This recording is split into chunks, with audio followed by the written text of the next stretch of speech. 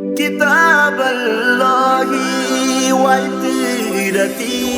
كتاب الله وعترتي أهل بيتي.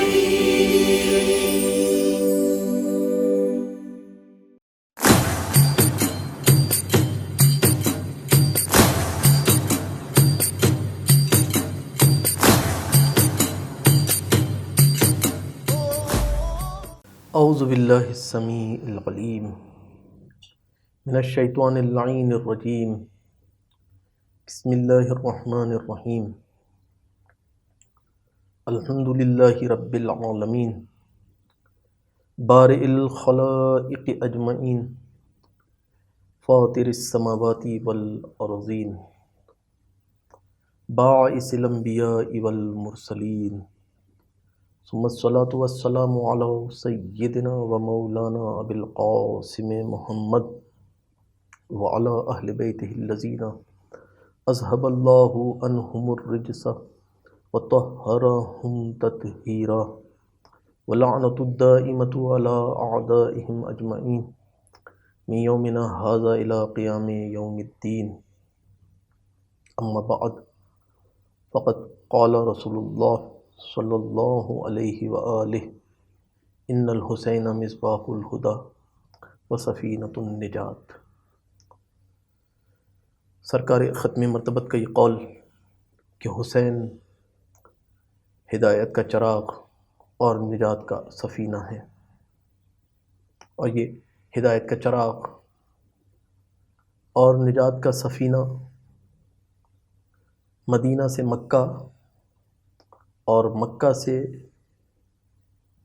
کربلا تشریف لا چکا. تاریخ بتاتی ہے کہ 2 محرم امام حسین کربلا میں پہنچے ہیں، اور پہنچنے کے بعد ایک بار کربلا میں وقت گزارا، شب عاشور بھی گزری، اور جب صبح عاشور نمودار ہوئی ہے تو ایک بار علی اکبر کو اذان دینے کا حکم دیا. حضرت علی اکبر علیہ السلام کی اذان سے کربلا کی صبح نمودار ہوئی، اور سرکار سید الشہداء نے نماز پڑھائی. تھوڑی دیر ہی نہ گزری تھی کہ ایک بار پسر سعد نے اپنے لشکر والوں کو جمع کیا اور تیر کو کمان میں جوڑا، اور جوڑ کر ایک بار اپنے لشکر والوں سے کہا، اے لوگوں، اے میرے لشکر والوں، گواہ رہنا کہ پہلا تیر عمر ابن سعد نے حسین کی طرف پھینکا تھا. اور یہ کہہ کر عمر سعد نے پہلا تیر سرکار سید الشہداء کے لشکر کی جانب پھینکا. ادھر عمر سعد کا تیر کا آنا تھا کہ پورے لشکر نے تیروں کی بارش کر دی سرکار سید الشہداء کے لشکر پر. اور یہ وہ حملہ عمومی تھا کہ جس میں سرکار سید الشہداء کے بہت سارے جان نثار ساتھی دنیا سے چلے گئے.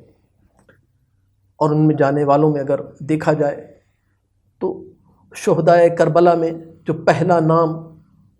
نظر آتا ہے، اگر اس کا لقب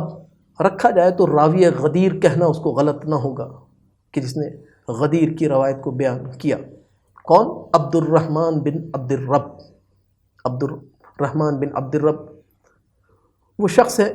کہ جب مولا کائنات علی ابن ابی طالب کوفہ میں تھے اور رحبہ کے مقام کے اوپر مولا نے لوگوں کو قسم دے کر کہا تھا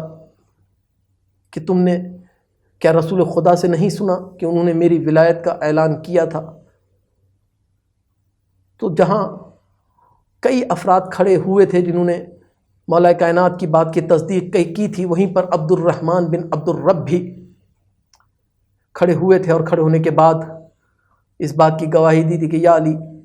آپ امام برحق ہیں، آپ خلیفہ بلا فصل ہیں. میں گواہی دیتا ہوں کہ رسول خدا نے غدیر کے میدان میں کہا تھا، من کنت مولاہ فہذا علی مولا. راوی حدیث غدیر عبد الرحمن بن عبد الرب یہ وہ شخص ہیں کہ جو رسول کے صحابی بھی ہیں، ناصر رسول بھی ہیں، ناصر علی ابن ابی طالب بھی ہیں، اور ان کو یہ شرف حاصل ہے کہ انہوں نے قرآن کی تعلیم براہ راست مولا کائنات سے حاصل کی۔ اللہ اکبر، کیا مقام ہے عبد الرحمن کا کہ قرآن کی تعلیم، تفسیر قرآن براہ راست مولا کائنات سے حاصل کی۔ اور ان کو یہ شرف بھی حاصل ہے کہ رسول کی بہت ساری روایات کو نقل کرنے والے ہیں عبد الرحمن بن عبد الرب، کہ انہوں نے رسول سے بہت ساری روایات کو نقل کیا ہے۔ اور جب بھی مولا کائنات نے چاہا، عبد الرحمن نے اپنے آپ کو آمادہ کر لیا مولا کائنات کی نصرت کے لیے، ہر مقام پر مولا کائنات کی نصرت کے لیے آمادہ رہتے تھے، اور خود بھی ولایت کو قبول رکھتے تھے، یعنی ولایت کے حامی تھے، مولا کائنات کے حامی اور ناصر تھے، اور حدیث غدیر بیان کر کر لوگوں کو بھی حق کی طرف بلاتے تھے۔ لوگوں کس طرف جا رہے ہو تم؟ کیا تم رسول کے قول کو بھلا چکے؟ من کنت مولا ہو فہذا علی مولا، تمہیں یاد نہیں رہا؟ یہ کہہ کر لوگوں کو بھی علی ابن ابی طالب کی طرف بلاتے تھے۔ یہی عبد الرحمن بن عبد الرب کا ولایت کی پیروی، ولایت سے محبت، ولی خدا سے محبت خانوادہ رسالت سے نزدیکی کا سبب بنا کہ عبد الرحمن رفتہ رفتہ جیسے جیسے وقت گزرتا چلا گیا، ان کے قلب میں محبت اہل بیت بڑھتی چلی گئی۔ اور عبد الرحمن کوفہ کے لوگوں میں بھی امام حسین کے حوالے سے یہی بات کیا کرتے تھے، اے کوفے والوں، حسین کو نہیں پہچانتے؟ حسین اسی علی کا بیٹا ہے کہ جس کے لیے رسول خدا نے کہا تھا من کنت مولا فہذا علی مولا۔ اور تاریخ بتاتی ہے کہ یہ امام حسین کے ساتھ مکہ میں شامل ہوئے تھے، امام حسین کے ہمراہ مکہ سے امام حسین کے ہمراہ چلے تھے، یعنی جب امام مکہ میں پہنچے ہیں تو یہ راوی غدیر بھی مکہ میں امام کے ساتھ موجود تھا، اور جب امام مکہ سے کربلا میں آئے ہیں تو یہ راوی غدیر بھی مکہ سے کربلا میں آیا ہے، اور آنے کے بعد کربلا میں شب و روز گزارے ہیں۔ شب عاشور کربلا میں اس انداز سے گزاری کہ قرآن کی قرأت کرتا رہا، وہ قرآن کے جو علی ابن ابی طالب سے سیکھا تھا اس قرآن کی تلاوت کرتا رہا، وہ آیات کی تفسیر کے جو علی ابن ابی طالب سے سیکھی تھیں عبد الرحمن نے ان کو بار بار دہراتے رہے، اور جب موقع ملتا تھا سرکار سید الشہداء کی زیارت کے لیے حاضر ہو جاتے تھے۔ عاشور کا دن طلوع ہوا، اور یہ پہلا حملہ جو پسر سعد کی طرف سے حملہ عمومی کیا گیا، اس کے اندر عبد الرحمن بن عبد الرب بھی شہید ہو گئے۔ اور کس انداز سے شہید ہوئے تاریخ بتاتی ہے کہ عبد الرحمن بن عبد الرب لڑے، اور لڑنے کے بعد ایک بار جام شہادت نوش کیا، اور نوش کرنے کے بعد اپنی اس آرزو تک پہنچ گئے۔ اس کے علاوہ اگر دیکھا جائے تو عمومی شہادتوں میں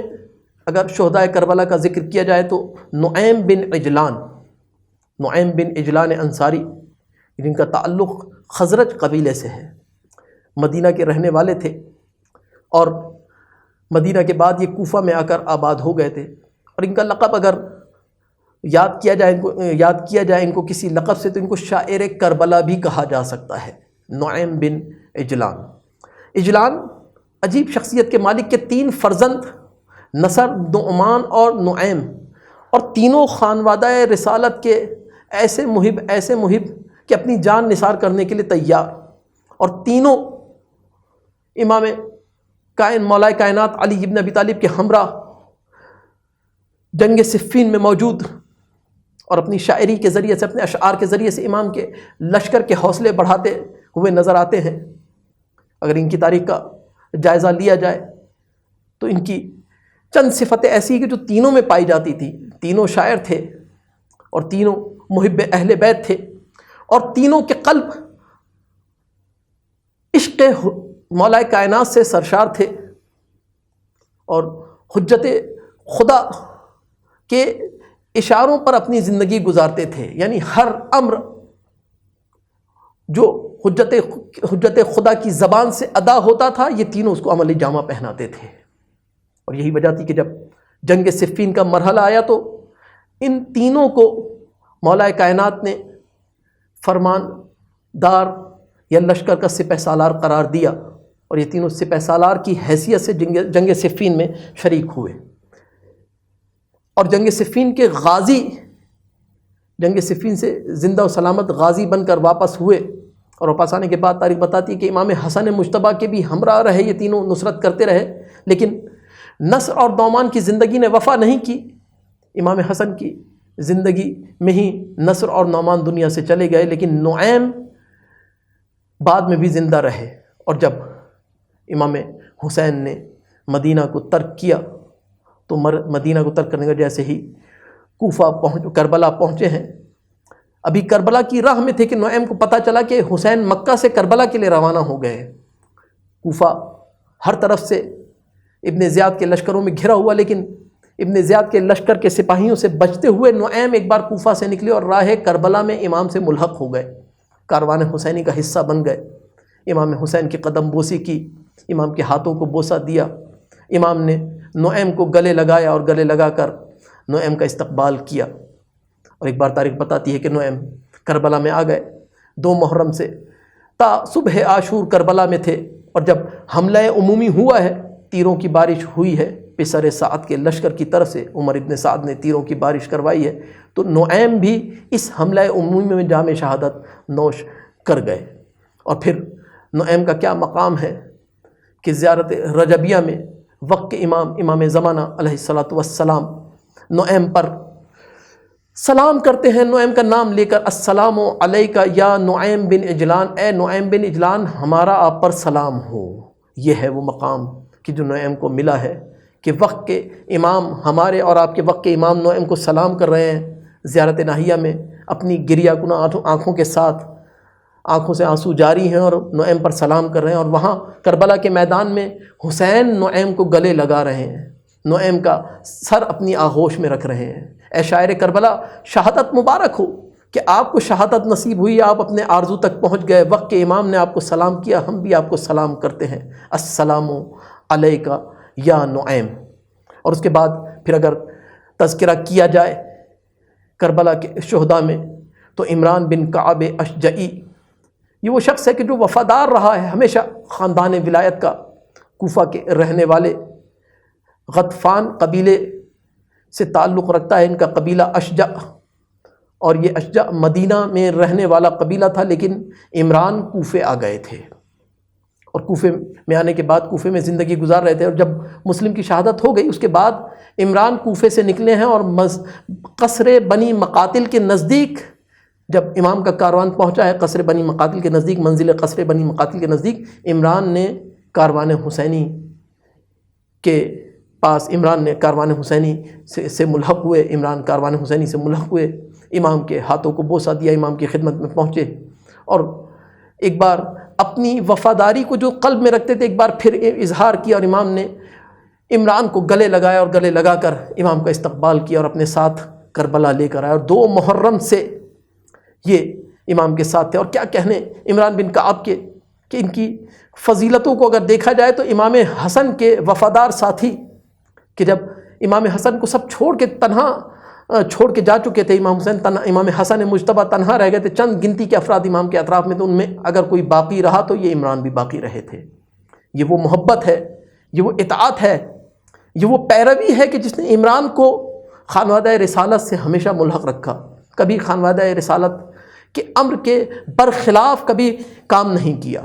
تیر اندازی میں ماہر تھے، تلوار شمشیر زنی میں ماہر تھے، دین کی بصیرت رکھتے تھے، قرآن کے معارف کو بہت اچھی طرح سمجھتے تھے، اور نہ فقط سمجھتے تھے بلکہ عمل بھی کرتے تھے، اور یہی قرآن پر عمل کرنا، اہل بیت کے فرمان پر عمل کرنا ان کو اہل بیت سے نزدیک کرتا رہا، اور اتنا نزدیک کیا کہ ایک بار دل میں جذبہ شہادت لے کر یہ امام حسین کی خدمت میں پہنچے۔ اور صبح عاشور جب حملہ عمومی ہوا ہے تو ایک بار عمران بھی اس حملہ عمومی میں جام شہادت نوش کر گئے، شہادت کی منزل کو پا لیا، اپنی آرزو کو، کہ جو شہادت کی آرزو ان کے سینے میں پروان چڑھ رہی تھی، جو ان کے قلب میں پروان چڑھ رہی تھی، اس تک پہنچ گئے۔ حملہ عمومی ہوا اور عمران نے بھی جنگ کرتے ہوئے ایک بار اپنی جان امام حسین پر نچھاور کر دی۔ اور کیا مقام ہے عمران بن کعب کا بھی کہ عمران بن کعب کے اوپر بھی سلام کیا ہے امام زمانہ نے زیارت رجبیہ میں، اور زیارت رجبیہ میں یہ کہہ کر سلام کیا، السلام علی عمران بن کعب، یا بعض روایات کے مطابق ان کا نام عمر ابن کعب تھا، تو زیارت رجبیہ میں السلام علی عمر ابن کعب کہہ کر بھی سلام کیا ہے۔ لیکن کیا منزلت ہے کہ مہدی موعود، عدل کو بپا کرنے والا، ظلم کا انتقام لینے والا